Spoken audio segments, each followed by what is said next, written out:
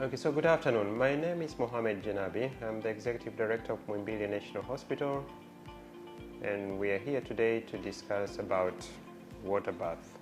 It's a new services which it's planned to be introduced in Muhimbili, and I'm here to discuss about the Waterbirth with my guest, Madam Barbara Jane. And Barbara, to start with, can you introduce yourself? Yes, I'm Barbara Jane Harper. I'm a midwife and a nurse from Florida in the U.S., and I travel all over the world to introduce and train about the use of water immersion for labor and birth, and that's why I'm here with Professor Janabi. Oh, thank you, Madam. So, just for our audience these are not medical people, so what is this Waterbirth?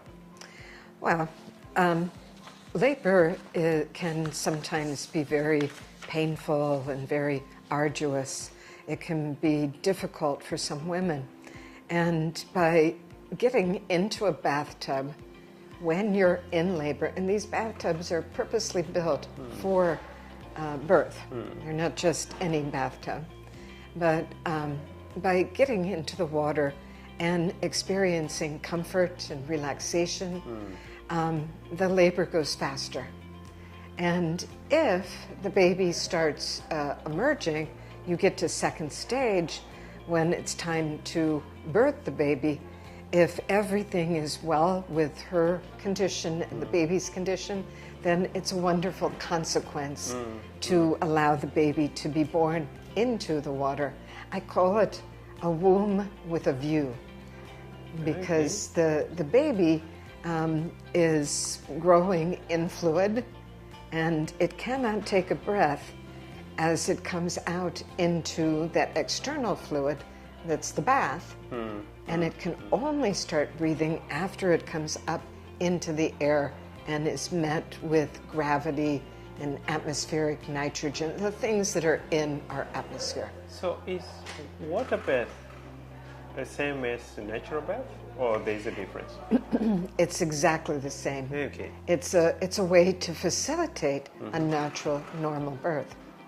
And maybe for the ladies who are looking or watching this program now, are there criteria for someone to have a waterbirth? Yes, I'm teaching the staff of their hospital and some other midwives and doctors about the criteria. We just finished that session, and a woman has to be pregnant with one baby.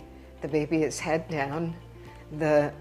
She's in her 37th week of gestation, of pregnancy, and she should not have any communicable diseases, either blood or skin, infections. So there's even more criteria, but it's discussed prenatally with the provider, and if she expresses a desire to use it in labor, and then what the effects are for the baby and what's to be expected at this facility. Now, Barbara, tell me one thing. Can you have a water birth at home, or can you have it in hospital? I prefer that as I go around the world, I've trained doctors and midwives in 77 countries with hospital midwives and doctors. I myself enjoyed a home birth, but I also had an experienced midwife, and I was within 10 minutes of a hospital. So that criteria has to be set up. The system has to be there. And in many countries, there is no system for safe transfer from home to hospital. Thank you. So what you are saying here is this is exactly what we are going to start in Muhimbili after you introducing us to us. We are going to start in the hospital and see over time what are possible complications in Waterbirth? The complications with labor can include the reasons that I would ask a woman to leave the bath would be complications with the baby, with the fetal heart rate. Baby has to feel good about what's happening. And we see fewer complications when you compare birth on the bed with birth in the water. We see babies that the labor is shorter, and we see fewer babies having infections or going to a special care nursery after the birth. And so complications can happen in almost any birth, but the clients that we select, those women that are selected to use the tub, are having a normal pregnancy, their labor was normal, and if they stay in the water, it's to birth the baby, it's a wonderful consequence. And what will be the ideal temperature for the water? Because you can get an overheating, dehydration. Well, the ideal temperature is, I call it ambient temperature. Your skin is about 32 to 35. So anything above 35, like 36 or 37, but not higher than 38. It's kind of a narrow range, and it can be cooler on a hot summer day. You might feel it's refreshing to be in water that's 28 or 30. But we recommend keeping the water at maintaining that temperature between 35 and 37. If, while we are going towards the end, if I say in numbers, give me 5 advantages of water bath. For the mother, the advantages are comfort, number one. She feels much more comfortable. There's less perception of pain. The difference between perceiving the contraction and the muscular movement and of the ligaments and the uterus out of the water and in the water is like night and day. And I've experienced it myself. That's probably why I'm so enthusiastic about it, because it was so comfortable. The second one is the mobility that she has. Because she's in the water, she can assume any position. She can exercise. I've seen clients dance in the water with their bodies and move. And when a mother moves, the baby moves. And the baby, that's why the labors are shorter, because baby comes down through the pelvis much more easily. And so if she's more comfortable, that means it's less pain. And it doesn't take the sensations of pressure away. She still feels that, but all of a sudden it changes her consciousness, and she's actually happy.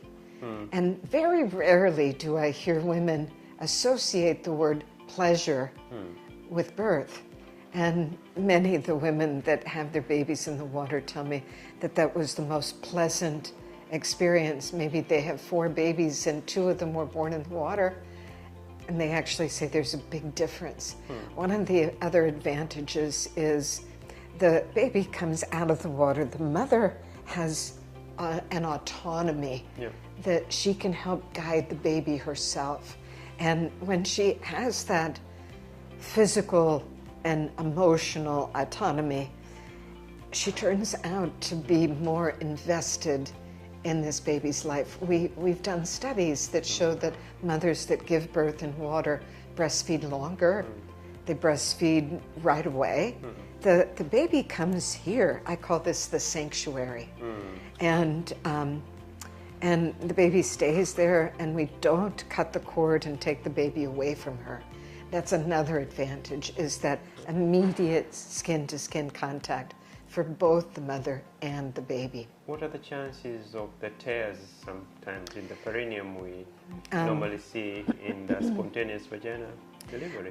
In a spontaneous vaginal delivery on the bed, usually the mother is in a flexed position with her legs up in stirrups. By releasing that and having her move her body and feel the baby coming through, she guides the baby, and she guides her own pushing. Nobody's telling her how to push or where to push.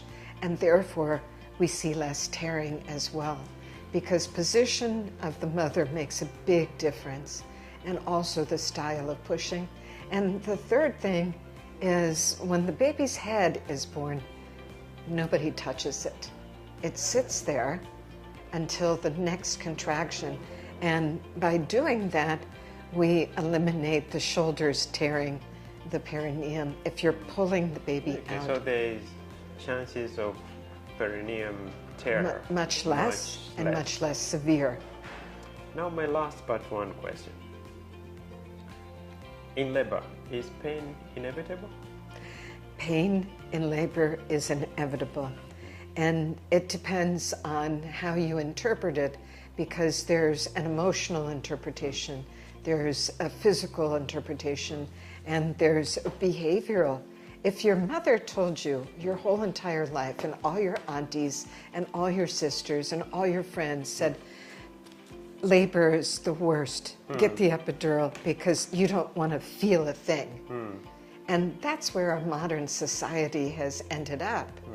And if we can do something as simple as putting water in a container and getting in and having 90% less pain, I call that a gift. I see the future of not only just the Muhimbili Hospital, but of all of Tanzania. I see the use of water for labor and birth progressing, spreading. Women ask for it. And when they can understand that, yes, they're going to have pain in labor, but this helps them to not suffer through it. It gives them something that eases that pain, that makes them more comfortable. And I believe that God gave us this as a gift to see what normal labor and birth actually, what His plan was. I'm a very spiritual person, and I think that Tanzania holds a key for the rest of Africa, for the rest of the African nations, and that key is to put it into the hospital and use it as a sign that it's time that, for me, gentle birth that this produces will bring a different kind of peace onto the earth. Gentle birth means a gentle earth.